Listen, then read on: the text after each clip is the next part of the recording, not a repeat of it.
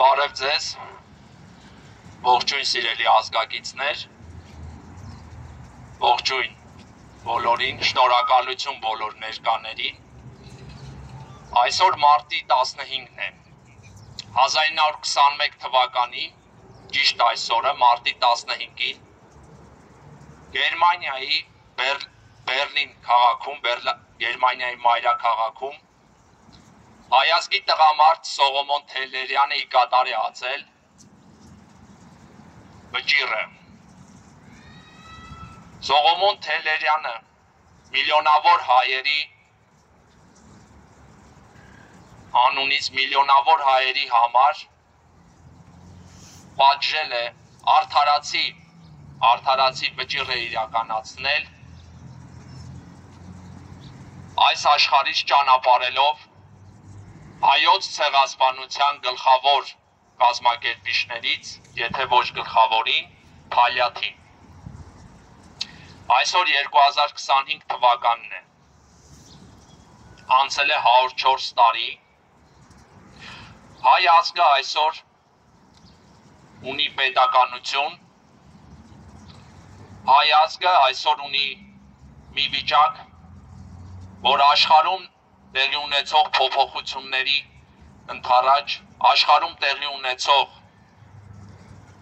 մարտահրավերներին մեր առաջ ծառացած խնդիրներին ընդառաջ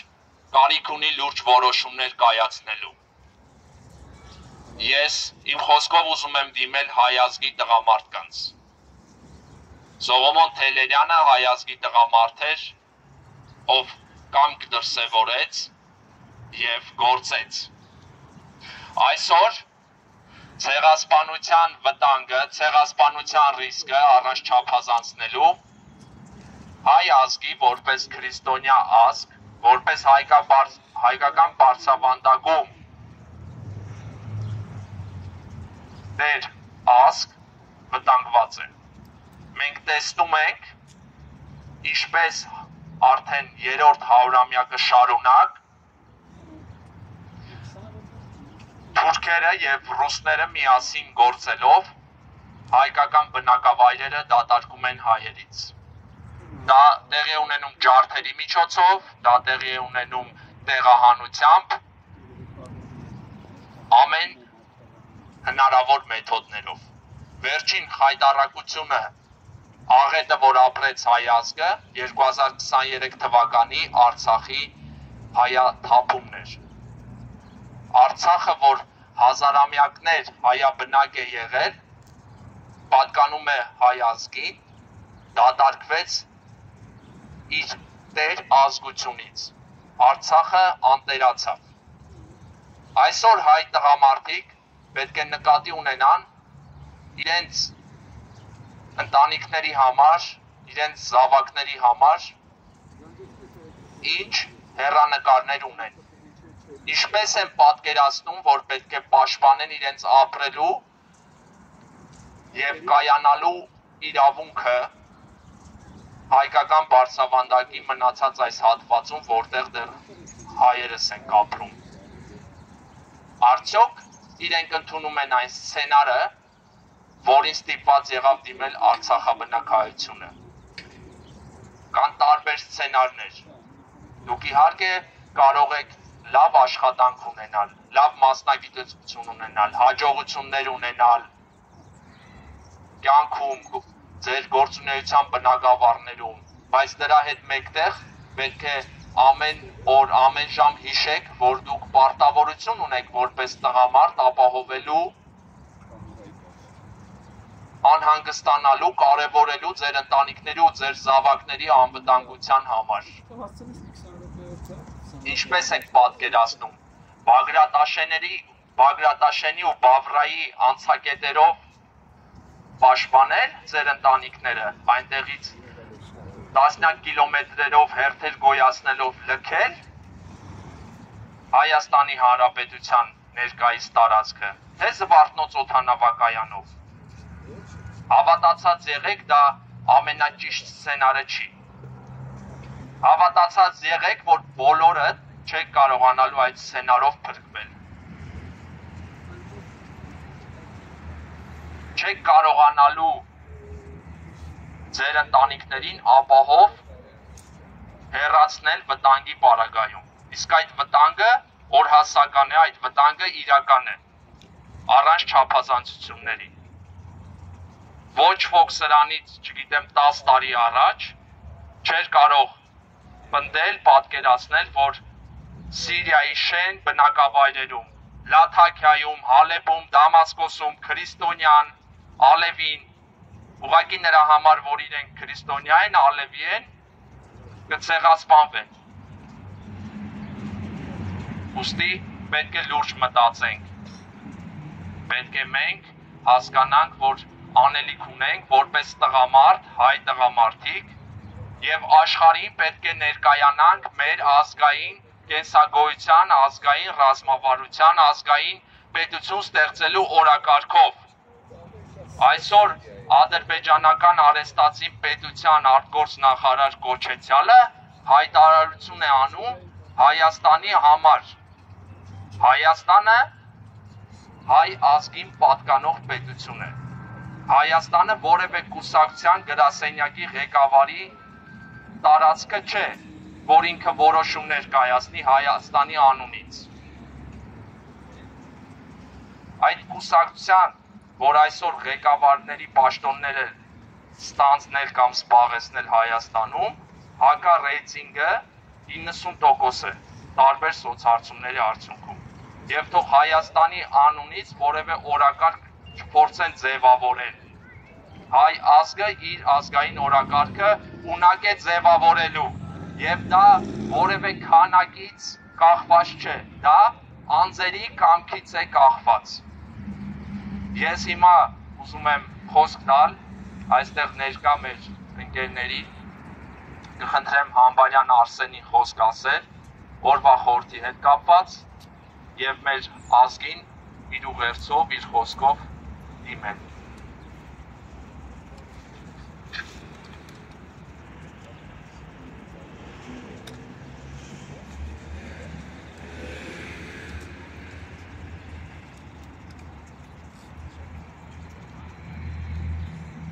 Ճիշտ ասած,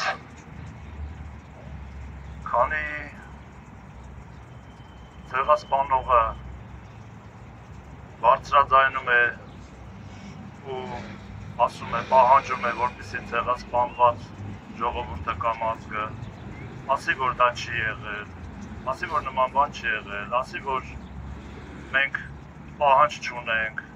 մենք հանգիստ ենք, Արևմտյան Հայաստանը մինչև Արաքսի ափն է, մի խոսքով, երբ որ նման բաներ ենք ասում, մենք այդպես հնարավորություն ենք տալի ցեղասպանողին, հանցագործին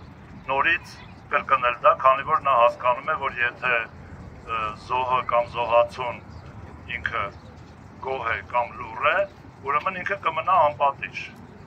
Հենց այդ տեսակետից էլ մենք իրավունք չունենք լռելու, ու դա ոչ միայն այդ վտանգը տվյալ դեպքում ոչ միայն մեր գլխին է կախվում, այլ բոլոր այն ազգերի, ովքեր որ այսօր վտանգի տակ են,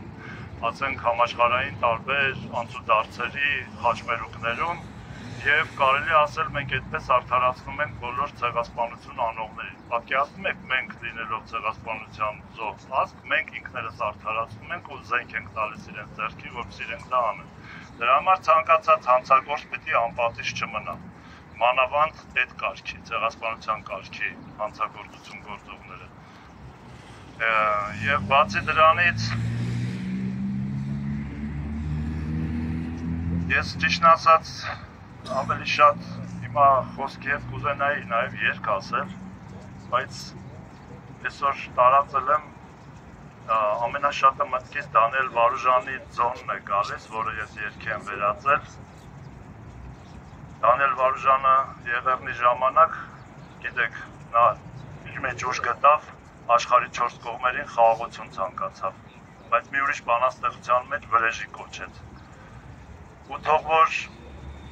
այդ խոսքերը, թե Նավասարդյանում իր ասած Հանճարեթ Հայկյանի արթնացումը, թող որ ի կատարած ենք։ Մենք իրավունք չունենք ոչ լռելու, ոչ հանգիստ տանելու, ոչ հանգիստ մերվելու այն ամեն ինչի հետ ինչ որ մեզ պարտադրում են, ինչ որ մեզ պարտադրում է թշնամին մեր հենց իսկ ղեկավարների ուրեմն բերանով կամ գրիչով։ Ես համարում եմ, որ ցանկացած բան ինչ որ այսօր պարտադրվում է մեզ հակաազգային, հակապետական մեր պետությանը վնասող, անկախ նրանից քանի հոգի կստորագրի, անկախ նրանից թեկուզ ով որոշում կայացնի, խորհրդարան կլինի, թե նախարարություն կլինի, դա անօրինական որոշումներ են եւ մենք որպես հայ քաղաքացիներ, Հայաստանի քաղաքացիներ, մենք իրավունք ունենք չենթարկվելու, որովհետեւ ռիսկի տակ է դրված հայրենիքի գոյությունը եւ ազգի գոյությունը։ Սա ապրիորի խոսքեր չեն, այլ իսկապես։ Հետո թշնամին երբ տեսնում է բանակցողը, տվյալ դեպքում թշնամի բանակցողը, երբ տեսնում է բանակցության մյուս կողմը իր ցանկացած պարտադրած զիջում ընդունում է, հավատացած են, որ այդ որ ասում են ստորագրվելու, այդ էլ չի ստորագրվելու, որովհետև քանի նա տեսնում է, որ ցանկացած զիջում, որ քաշում է առաջ, մենք գնում ենք զիջման, մենք չէ, մեր փոխարեն ինչ-որ մեկը անօրինական ձևի գնում է զիջման, նա շարունակելու է նոր զիջումներ պահանջել եւ նա հաստատ հիմար չէ, որ հետ կանգնի զիջումներ պահանջելուց, քանի դեռ հնարավոր է այսպես խաղաղ ուրեմն միջոցներով հասնել զիջումների։ Դրա համար մենք պետք է իրականում ոչ թե զիջումների քաղաքականությանը ցենց հանգիստ լուր ընդունենք մեր վրա, այլ պետք է հասկանանք, որ պետք է դիմադրություն, որպեսզի հավատացեք, մեր թշնամին եթե միջազգային, ասեմ, թե ինչ-որ աշխարհը կառավարող ուժերի կողմից, այսպես ասած, բան ունենար, քաջալերում ունենար մեր երկիր մտնելու, նա վաղուց կմտներ, որովհետև Հայաստանը երբեք այսքան թուլացած չէր վերջի ամեն դեպքում մի քանի տասնամյակներում։ Եվ նա դա չի անում, որովհետև նա չունի այդ քաջալերումը թշնամիների կողմից։ Պարզապես տեսնում է, որ աշխատում է, տեսնում է, որ իր կողմից կամ իր ղեկավարների, իրենց արդեն ղեկավարողների կողմից նշանակած այստեղ ուրեմն խամաճիկների միջոցով կարողանում է մեր ազգին ինչ-որ ձևի ճնշել, լռեցնել եւ ինչ-որ բաներ, զիջումներ գործել, դրա համար նա այդ քայլերին է գնում։ Եկեք օրինակ վերցնենք այս տղաներից, ոչ միայն Թելիրյանից, այլ բոլոր ում անունները այստեղ գրված են եւ իմիջիայլոց այս Նեմեսիսի հուշակոթողի վրա կան նաեւ բաց, ուրեմն չգրված քարեր, որտեղ դեռ պետք է գրվեն անուններ, ու թող ցանկացած ուրեմն ոսող թշնամի մեր նկատմամբ հանցակ գործելու, մեր ազգի նկատմամբ հանցակ գործելու մտադրություն ունեցող այր անկախ իր ազգային ծագումից թող իմանա, որ այնտեղ դեռ ազատ տողեր կան, ու այդ տողերը լրացվելու են։ Բայց ես կցանկանայի, որ այդ արդար վրեժը, որի առաջի օրինակներից մեկը հենց Թելիրյանի կատարած գործողություններ, այդ արդար վրեժը ոչ թե լիներ այս տեսքով, այլ լիներ հզոր երկիր կերտելով։ Մենք պետք է հզոր երկիր կերտենք, որ ցանկացած մեկ ուղղակի ցանկություն էլ չառաջանա, որպեսզի այդ բանը մեր նկատմամբ անեն։ Իսկ հիմա ես կերկեմ Դանիել Վարուժանի ձոնը, այսօրվա հետակապված, բայց առանց սրա երևի երգեմ։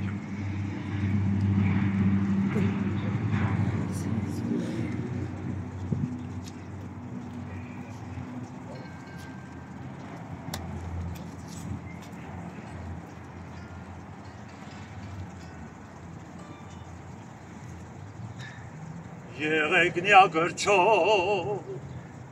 երկեցի փառքեր, քեզի ընծա իմ հայրենի,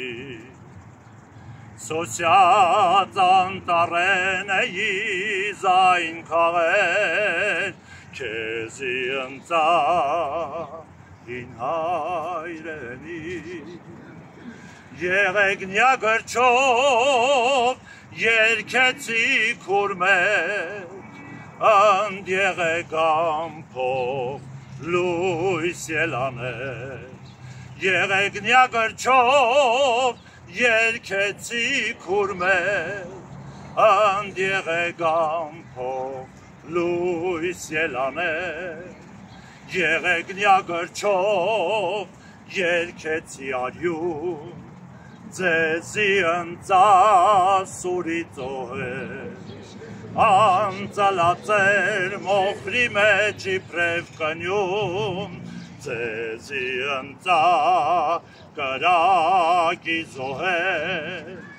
եղեգնյա գրչով երկեցի վերքեր, ընդ եղեգամփով սիրտ ելաներ, եղեգնյա գրչով երկեցի վերքեր, ընդ եղեգամփով սիրտ ելաներ, պայքար, պայքար, պայքար երկեցի, ձեզի ընծահայ մարդիկներ, գրիչս եղավ անթրոց սրտերու հնոցի, ձեզի ընծահ մարդիկներ, եղեգնյա գրչով վրեժ երկեցի, ընդ եղեգամփով բոց ելաներ, եղեգնյա գրչով վրեժ երկեցի, ընդ եղեգամփով բոց ելաներ։ Մարդ այվրի ժառուներին և նախին և ապագա, նաև ներկա։ Շնորհակալություն շատ, սիրելի Արսեն, շնորհակալություն Արսեն Համբալյանին, խնդրում եմ մեկ րոպե ուշադրություն, նորից ամփոփենք այսօրվա մեր այս հավաքի խորհուրդը, բոլոր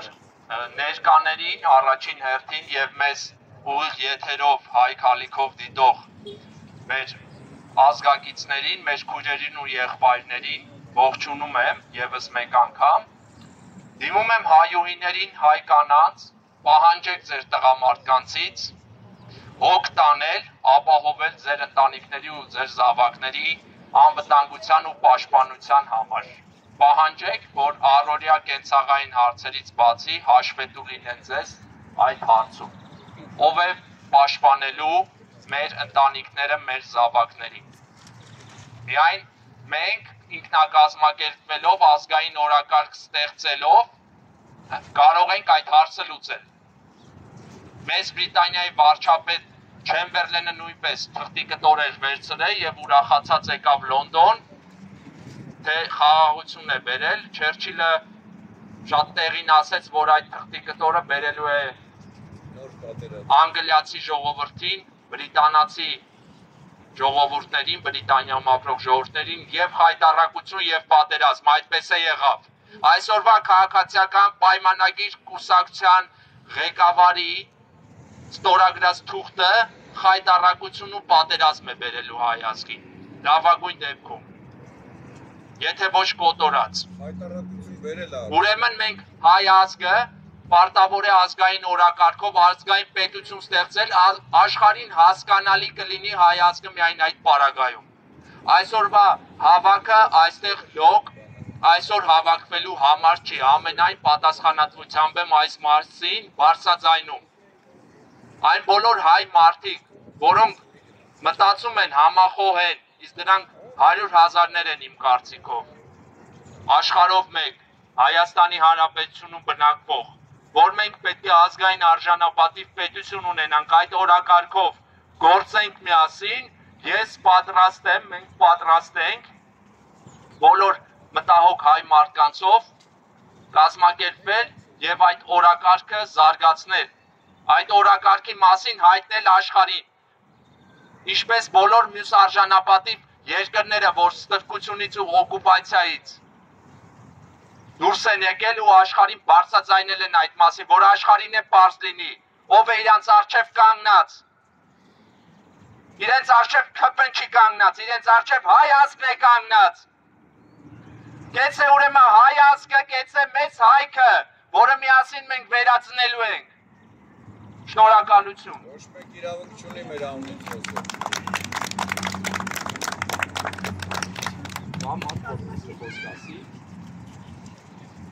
Հա։